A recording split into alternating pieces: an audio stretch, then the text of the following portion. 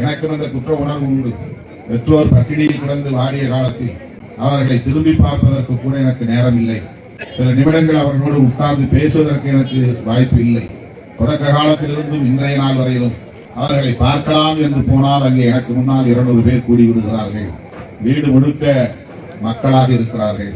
என்னுடைய சிற்றண்டை உடல்நலிவால் முடங்கி கிடக்கிறார். ஊருக்கு போனேன், அவரை பார்க்கவே முடியவில்லை. என்னை சுற்றி 200 பேர் இருந்து கொண்டே இருக்கிறார்கள். நான் போனால் 10 உருளுவது போல் உருண்டு கொண்டே வருகிறார். எங்கே நகர்ந்தாலும் இந்த 200 பேரும் சேர்ந்து உருளுகிறார்கள். இடது பக்கம் திரும்பினாலும் 200 பேர், வலது பக்கம் திரும்பினாலும் இந்த 200 பேர், வீட்டுக்குள்ளே போனாலும் இந்த 200 பேர், அதனுடைய வெளியே வந்தாலும் இந்த 200 பேர் என்னை சுற்றி ஒரு பந்து உருளுவது போல் உருண்டு கொண்டே இருக்கிறது. ஆகவே குடும்பத்தில் உள்ளவர்களை பார்க்க முடியும். அதை காரணம் காட்டி இது சரி என்று நான் சொல்ல வருகிறேன். எவ்வளவு வேலைகள் இருந்தாலும் உங்கள் அனைவருக்கும் நான் சொல்லுகிறேன், எத்தனை பணிகள் இருந்தாலும் வயது முதிர்ந்த பெற்றோரை கவனிக்காமல் இருக்கக்கூடாது.